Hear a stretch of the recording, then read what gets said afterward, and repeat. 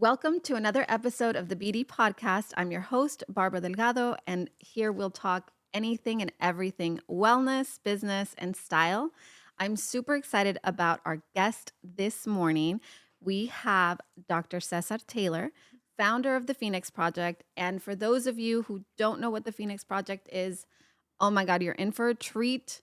This facility, the second I came in here, it was such a beautiful experience for me, and I really wanted to share this with everybody. So I want to introduce Dr. Taylor, and I want him to tell us a little bit about the Phoenix Project. Thank you so much for being here with me today. Thank you for coming to us, and happy Valentine's Day. Happy Valentine's Day. Yes. And the first day you came, you actually like fully embraced it because your first day you got in the ice bath. I did. I did And the cold plunge. not too many people can do that, and that's my biggest nemesis right now. So, Yeah.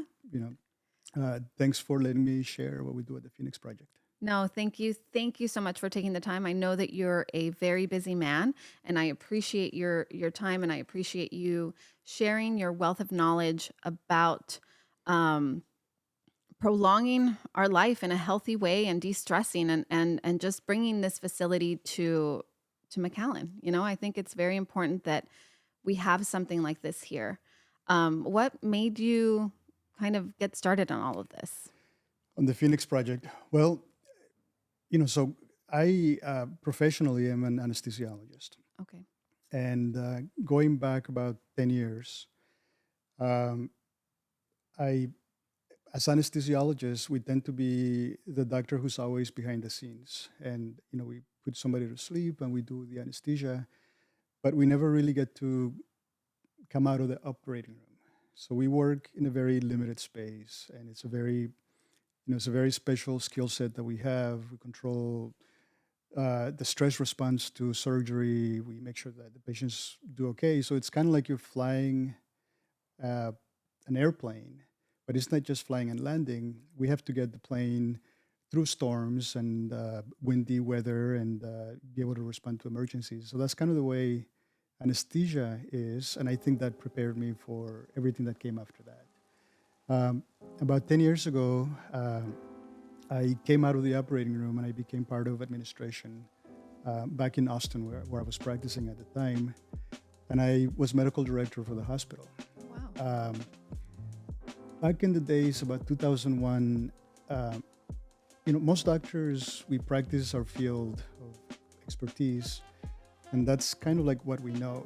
And we don't really have a bigger picture idea of what healthcare is as a system.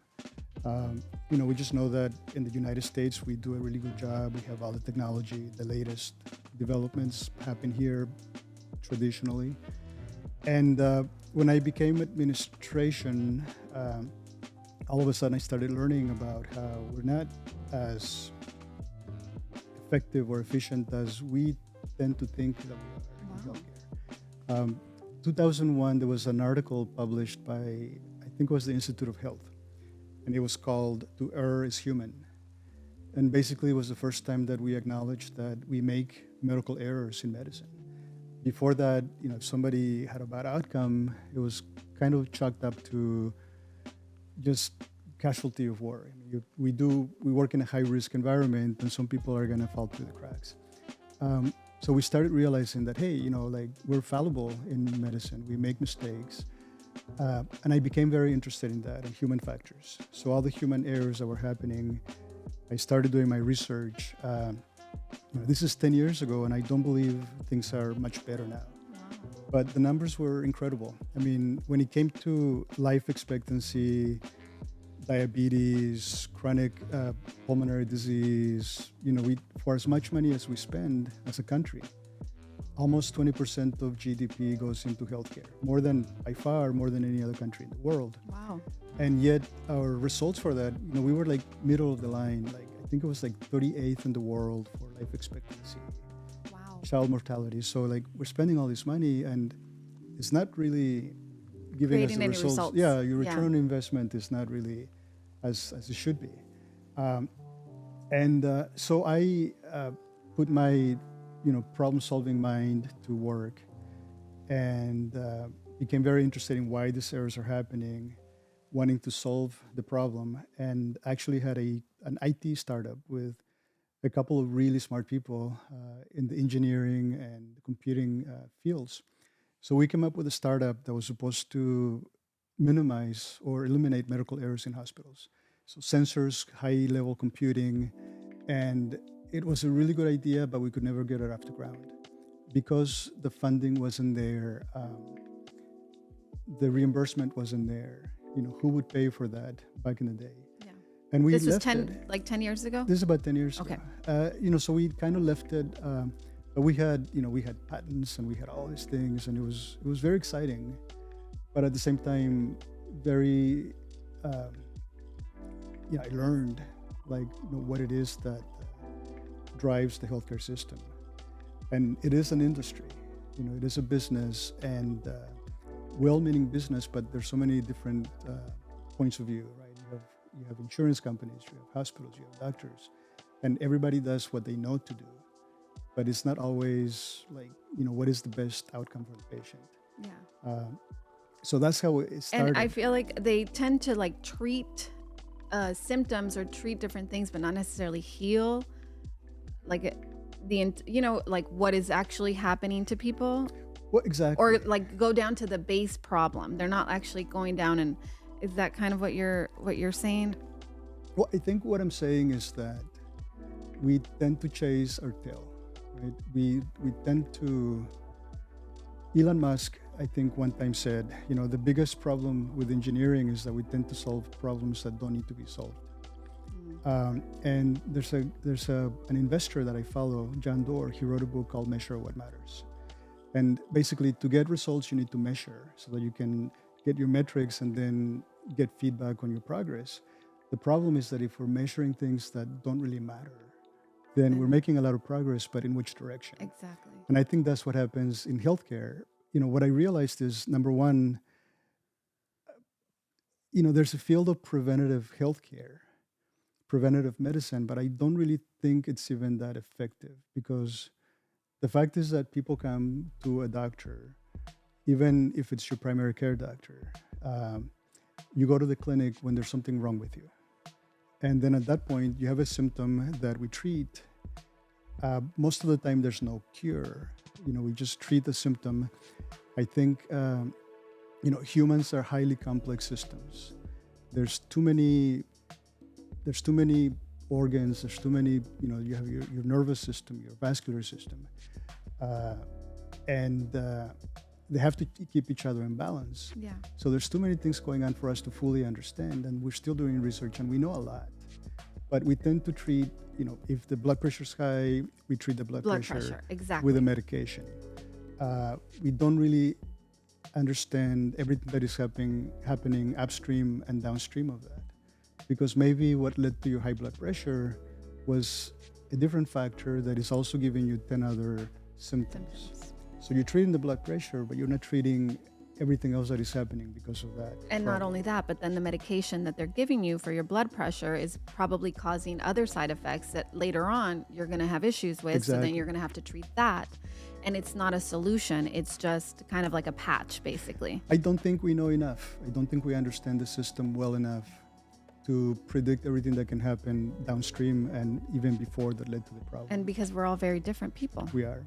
And our sicknesses and illnesses are caused by a plethora of different things. So it's really impossible to say, I guess, that medicine is an exact science, basically. Well, it's not. We go by guidelines and recommendations based on data and based on studies, but the recommendations change every year. The way that we're supposed to treat blood pressure changes. In anesthesia, a few years ago, everybody had to get a beta blocker to slow down your heart rate if you were on it. Now that's not necessary. So what's recommended changes. And also, so all we can do is go by the best evidence that we have, and knowing how to pick and choose what we elect to do. I think even the best you can do is read the research. And even if you read the research, there's something called publication bias, where you can go to the most prestigious journal for anesthesia, for vasculature, and the studies show that there's a tendency to publish only the results that have positive results. Wow. So there's a lot of studies that don't get published. Because they have negative results. Right. So as a physician who does research and studies, you know, I read the best articles, but that data could be, biased to begin with. Wow. And there's a lot of articles that get withdrawn because now we're finding out that people are cheating on their data, or their numbers. If I'm a scientist, I want to be published. So you can cook your data and get published. And there's scandals like that happen all the time. So the information universe that is out there for you to pick and choose is Could be overwhelming. biased. Yeah. And it's biased for people who are professionals, much more so for, like everyday person who, how are you to understand what you're supposed to do with your health? Yeah. So all of that you learned through your experience working at the hospital and in administration kind of brought you to create a space? Is that how the Phoenix Project and these modalities that you offer here, is that what inspired you to do this? Well, I think what I learned was, I became interested in how do we solve the problem? If my startup is not going to work, then how do we solve the problem of living a better life, living more time? So from the beginning, the goal of what I wanted to do is how do I, because this became a personal matter, right? How do I gain more time?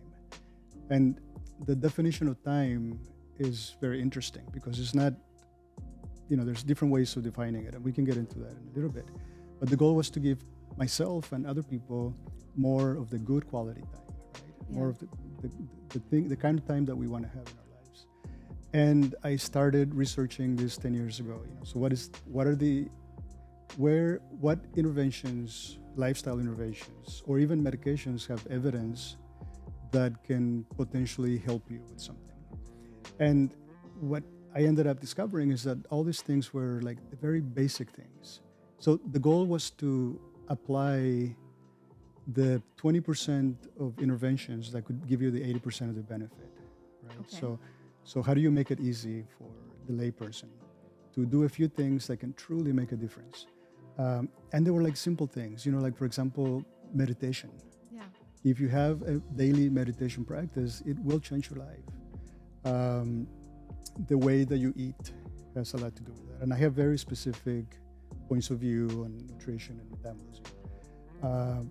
Using sauna, so one of the things that we have here is a sauna. Yeah. So in Finland, people who regularly use a sauna 3-5 times a week tend to live longer than the rest of the population.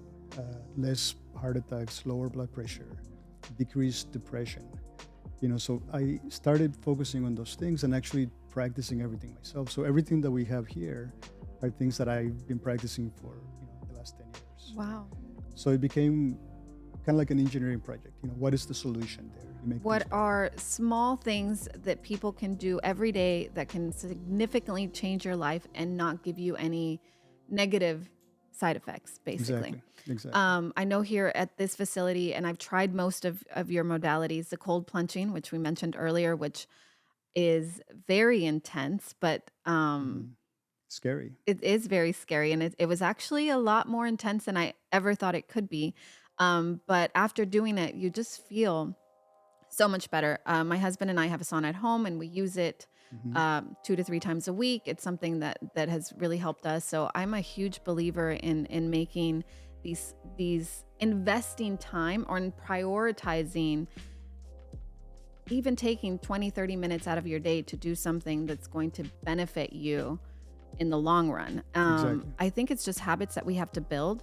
I've recently changed my diet, and I've noticed a huge change in my energy levels, in my mood, and my everything. And so I think there is something about what you've created here with the sound healing. I know you offer sound healing, you offer the saunas, the cold plunging, and the ketamine therapy, Right. that I recently experienced last week. And I feel like this all, I think, not only addresses physical, but also mental state, and which is very important right now. I think the mental health of the population right now is in a crisis. It's an epidemic.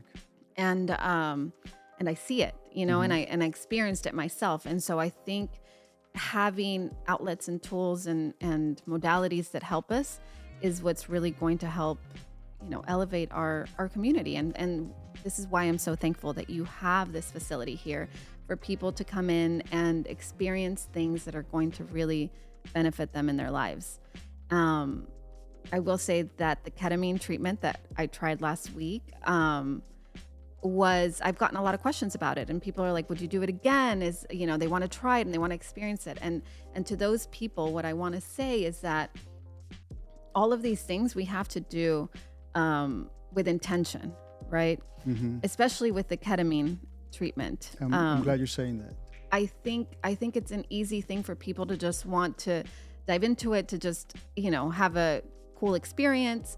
But what I learned and what I can tell people is that I think you have to be ready, Hmm. and you have to prepare mentally for something like that, because it is an intense treatment. I wouldn't say, somebody asked me, would you do it again?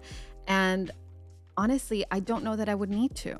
I think I'm still processing everything I went through. It was, like I said, intense, and it was intentional. And I think people need to remember that a lot of these things, you have to put in the work in regards to making sure that you are aware of becoming self-aware and having intention behind everything that you're doing, because that's an important process. I agree 100%. You said invest, and that's exactly how I see it. When I put this together, I spent years thinking about, what is it that I want to include? And I think when you decide to do a certain dietary regimen or get into the cold plunge or do the ketamine, it's an investment of your time and your money. And how do you choose what to do, right? So the way that I approach these choices is everything has to have a balance between a risk and a benefit. And you want the potential benefit to be much higher than any risk that you could have. And also, you need to have evidence supporting it. So, what is Yeah. the evidence? What is the risk? What is the benefit ratio? And so for example, so with that, we come with a recommendation. Meditation has zero risk other than the time that you're spending in it. Yeah. The process is extremely enjoyable, and you're spending your time. But otherwise, the evidence for meditation it's monumental, Yeah. and the benefits are incredible. So everybody needs to meditate. Everybody needs to meditate, but I think a lot of people struggle with is taking the time to do it, investing the time to do it, prioritizing the time to do it, because I think it's such an easy practice. You don't Hmm. need anything. You don't need to pay for it. You don't need to go anywhere. And still people, it's hard. It's hard to include it in your everyday life when it's not a habit you've already created. So how do people start creating these healthy habits um, that for most people are not in their everyday, routine? It's hard because we've developed a lifetime, years and years of building habits, right? We're habit creatures, Yeah. and we tend to do the things that give us immediate gratification. So you do something, you drink a soda, you like it, you like the bubbly taste in your throat, and then you do it again. And the problem is that you get the immediate, rush of dopamine, but you don't see any bad effects Until later on. so you're putting a grain of Yeah. salt into this glass until it overspills, it overflows, and then you have a problem, and then it's too late because now you have a symptom, and then you go to the doctor and you want him to solve it for you. Um, and I think the problem is that the same thing happens with good habits. You don't always get the sense This that you're being rewarded for the effort that you're putting into it. right away. Yeah. But it builds up over time, and so maybe it comes to creating environments that are conducive to letting you make the right choice to begin with, Yeah. right? Like, what if by default the soda wasn't the first thing that was available to you, and instead Yeah. you had the water or something that was healthier for you? There's an interesting book I read, the Atomic Habits. I don't know if Yes, you've heard of it. yes. I just finished reading it, and it's changed the way I look at everything Hmm. that I do. And it's about that. It's about making it easier for yourself to create these habits. Exactly. Um, I want to talk a little bit about, because I know everybody's curious about, and a question I get a lot is like the benefits of the cold plunge, the benefits. I know we talked about the sauna, how it helps us if we use it every, 2 to 3 times a day, reduces um, blood pressure and risk of not heart attacks, but Many benefits. many benefits. Right. What are some benefits of the cold plunge that you've seen? So here's what I think about all these interventions, right? It's like I think you need to understand your why. What is it that you're seeking? Because the cold plunge has many benefits, and there's evidence for. I think one of them is it's extremely uncomfortable to get in there, right? So people who are anxious. So one of it is a mental health issue. If you can make yourself get in the ice bath, it's going to be horrible. But if you can do it again, and if you can do it again, your comfort level increases. So the things that make you uncomfortable tend to be less and less and less. So, depression, if you can get in there for a week, every day, all those things get better. There's physiological effects that happen. Yeah. Your serotonin goes high, your dopamine goes high. So you do feel better mentally. Yeah. You feel better physically. It's good for your vasculature. When you first get in the ice, your peripheral vessels constrict because you're trying to preserve your heat, and it goes into the core. So you get constriction. When you get out, it reverses, and everything flows to the outside. Yeah, it was an I'm telling you, it Right, was an you saw how incredible, good yeah. it felt. So your vessels are exercising, constricting, contracting. So I think actually the cold plunge would be one of those things that you get instant gratification out of. I think so. Yeah, So I but feel like, also instant pain, yeah, right? instant pain, instant gratification. So I think that's an important part of everything that you do. It's kind of what I said earlier, which I think is about, you said it yourself, like knowing your why. Knowing your why. So The cold plunge has 10 benefits that are documented, researched. The ice bath, the saunas have the same. I mean, to me, one of the most important benefits is that there's proteins that are activated, intracellular proteins, that protect your DNA, that are directly linked to longevity. So you can extend how long you live by regularly activating those proteins that never get activated. We have yoga classes. Yoga has 4 or 5 different benefits, right? So I think the key is understanding what are my needs, my individual needs, and then what is available for me so that I can treat those needs. The reason that you get in the cold plunge and that you chose to do ketamine or yoga might be different than my reasons. So understanding what am I getting out of it, specifically me, out of this intervention, I think is really important. okay, I completely agree, and I think speaking of the ketamine treatment, Right. a lot of people don't know what that is. Okay. Let's talk a little bit. Let's kind of dive into what it actually is, what it does. I know everybody's experience is very different, and I can talk a little bit about my experience. But what is the ketamine therapy? Ketamine therapy. So about 10 years ago, I started reading, ketamine is an anesthetic. It's a man-made anesthetic. We have used it for decades in anesthesia. About 10 years ago, I started reading reports that it was working better than anything else for rapidly reversing depression. And by rapidly, Wow. I mean in 1 hour. Wow. And I started applying it to some of my patients as an outpatient setting outside of my clinical practice of anesthesia. And since then, my views on mental health, as you know, is an epidemic, especially after COVID. I mean, so right now everybody has burnout, depression, stress. Chronic stress is a huge problem. Trauma. I mean, we all have trauma after being locked up during COVID. Yeah. So I think it's a universal problem.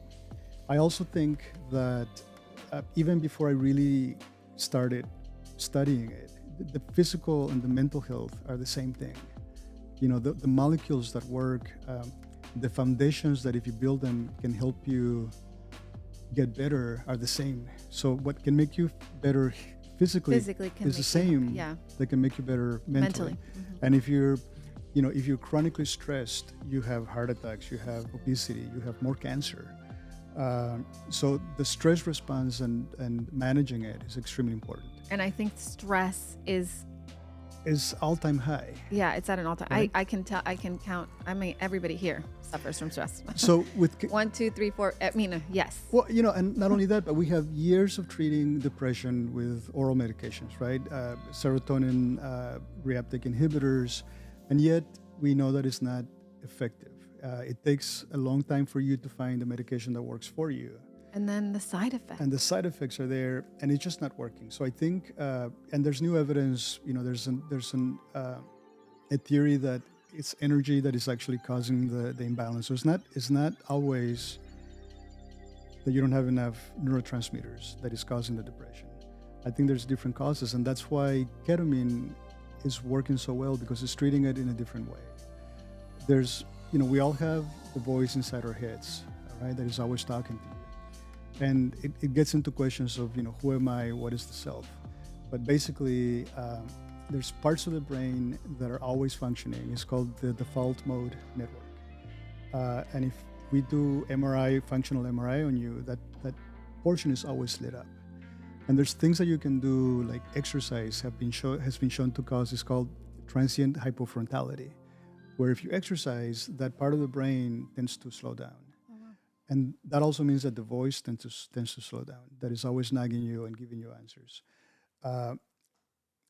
There's a field called behavioral economics that basically the person who developed the theory won the Nobel Prize in economics, but it talks about how there's a fast thinking part of the brain and a slow thinking part of the brain. One is analytical, the other one makes conclusions and it gives you answers, and we need them both. That's why we have such a competitive advantage as humans, that we have this technology that lets you get through life quickly and easily by making patterns. But it also means that some of those patterns can be maladaptive, and Yeah. it's not always the right answer. And it also means that we're on autopilot 80% of the day. The day goes by and you didn't really live the day. Yeah, you're just doing everything. You're just doing everything like that. So ketamine, as you can probably speak to, is amazing at quieting that part of the brain. So ketamine and some of the other medications that are being researched lower the default mode network. It lowers their function. So you probably can speak to how you've never felt so relaxed before. No, I was very relaxed. And it was like, when I say intense, at one point I thought to myself, and I feel like I remembered this later on, I think I said it out loud, I don't remember, but I thought, this is what it must feel like to use my entire brain, because it felt so expansive, like my mind. And like days after, I felt like I had opened other little doors inside, like, doors that I didn't even know existed in there. And so stuff is coming out. And I think how I perceived it is like our whole lives, we make patterns in our brain with connections, right? With different emotions, with different activities, with words, and we perceive life depending on everything that's happened to us and the connections we make with the stuff that's happened. Based on symbols and labels. Correct. And I think that for me, it's helped me kind of disconnect myself from those connections that I have made throughout my life. And like I told you earlier, I'm still processing it. I think it is something that's very beneficial.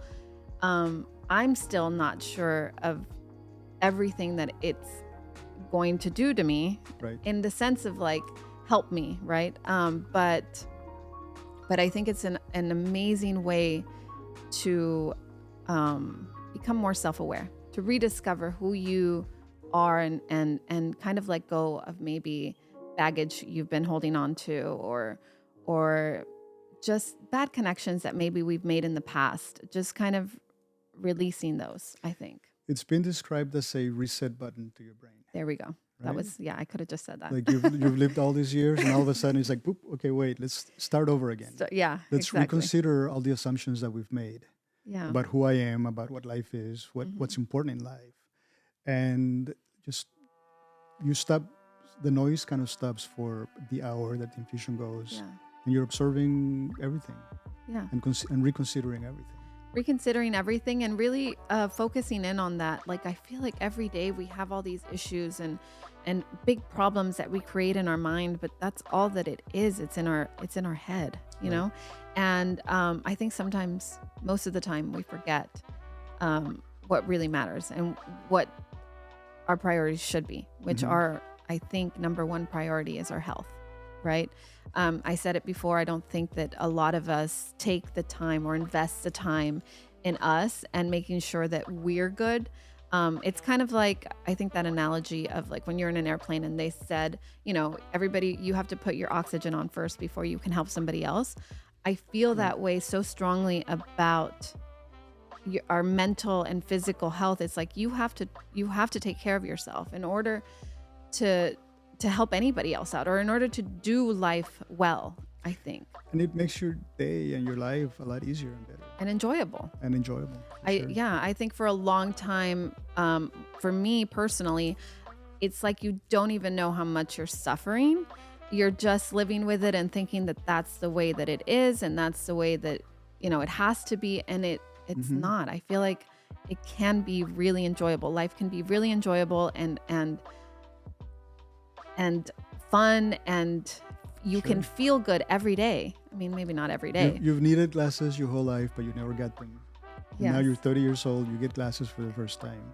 And you're like, wow, this is what it looks like. This is what it can be Right. like. Yeah. Exactly. And I think I want to stress again on the different modalities that you offer here, because I think taking the time, and even if it's 20 minutes 3 times a week, for Right. you to kind of come in and quiet your mind, whether you come here or do it at home, or find other ways to really quiet that mind, to slow down, to de-stress, to make sure that you're taking care of yourself, and putting into your body, like eating right, and all of these things that seem pretty easy to do. um I think we need to spend more time investing in that. There's a lot more than you and I can talk about, right? Yeah. Because I think we can help people, we can guide them through that. But at the end of the day, in fact, our mantra here is only you can change, and I that love means that. that you have to do the work. We can show you, we can tell you. I'm not an expert in everything, but I have certain philosophies, and I'm very happy to share them with people that come here and with people who listen to me. But in general, you have to do the work to get better. Ketamine is one of the few things that I do. I don't believe in interventions. I think our body can heal if you do certain things. But some people are stuck, and ketamine can open the door for you to come and change your life. Yeah. One of the things that I do differently on ketamine is that I don't insist that people need to have a regimen of so many treatments. I think that's just a way to charge people more money. I think most people just need one time. It's kind of like, another way of looking at it is like you've done therapy for 20 years, and now you come up with a conclusion and you get insights that you've never had before. Mhm. So you come, I give you the ketamine. It's one of the few things I do for you, but you did all the work during that hour, Yeah. right? You came with your own conclusions. Yeah. So I think at the end of the day, the healthcare system is not really here to fix you. It's up to you to do that yourself. Do the research. The research can be overwhelming. There's so much information out there. Everybody has something to sell you. So it's really important to be discerning as a consumer, because like you said, it's hard to put in the time to do this and do Yeah. that. What do you invest the time in? So, Yeah. exactly. So picking what you want to do is important. What is going to give you the greatest benefit, and what is that benefit? And Yeah. then you put in the work, and then you reap the benefits. Um, so, ketamine allows you the door to make those changes in your life, and that's why Kind of give you a kickstart. one therapy might be all you need. Yeah. There's also evidence of something called neuroplasticity with ketamine, which means that you can actually abandon old disruptive behaviors and That's what. form new behaviors, Yeah. right? So now you can change your life, and it's easier to do that. I love that. I think that we all kind of have that in us. Like, there's behaviors that we all want to change in us, and I Right. think finding ways to help us change those things is the best solution, instead of trying to get, answers from anywhere else outside of ourselves. Exactly. I want to open up just because I'm wondering if anybody out there has any questions for you before we wrap it up, or before you want to add anything else. I think everything that you've said so far to me is such great information for people to kind of get started on living a better, healthier life. So I kind of want to know, do you guys have any questions for Dr. Taylor? So the question is, how does somebody get started here? How does someone get started here? What would somebody need to do? What Sure. would you recommend? Sure. I mean, I think that the best way is to, to just come and experience it, see what we have to offer. But I think, it's very easy. So there's different users that we have. There's people that come and just use the place because it's relaxing. I think at some point it's really important to determine, what are your needs. I'm here because, my issue is mental health. My issue is physical. There's different foundations. We've only begun to discuss my philosophies on all this, but there's different foundations that keep us healthy and basically will give you more time in your life. The eventual goal of somebody coming here is to maximize what I termed your flow span, right? So there's your lifespan is how long you're going to live. That's how many years. Your well span is how long you're going to be healthy for before you end up in the nursing home. To me, even beyond that, what matters is your flow span. So how do we maximize that? And to me, that's a different kind of time. Is quality time that you're doing something that you enjoy, that you're not wasting.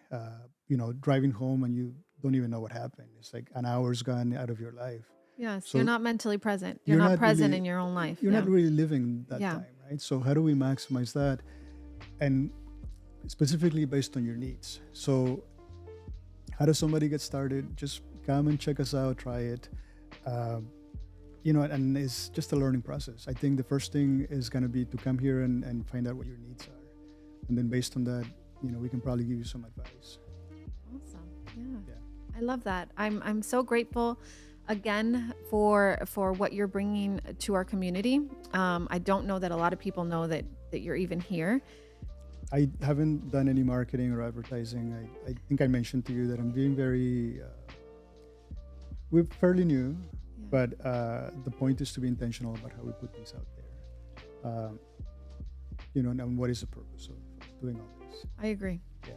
I agree. I think intention is everything that we need. And I think we're running out of time, but that's okay because I've had the most amazing talk with you. Yeah. Thank you so much for being on our show. It was a pleasure. I was nervous at first, but it's a pleasure sharing all this. And, and I'm proud of you and your husband for beginning on this journey. Yes, thank you. It's called, we call it the hero's journey, right? Because at the end of the day, all I can do is show you and share what I know and learned. It's my philosophy, but it's people like you who are taking the journey and being brave enough to get in the eyes and do all these things. Thank you. Thank you so much. I really appreciate that. I think it's awesome to do the work. I'm doing the work. I'm not an expert by any means, but I'm here to learn. I am not an expert Yeah. in any of this. I just have ideas and philosophies, and I've learned a few things, and I'm happy to share them. Thank you so much for being on our show today, Dr. Taylor. Thank you guys so much for joining us today, and we look forward to seeing you guys next month. Thank you.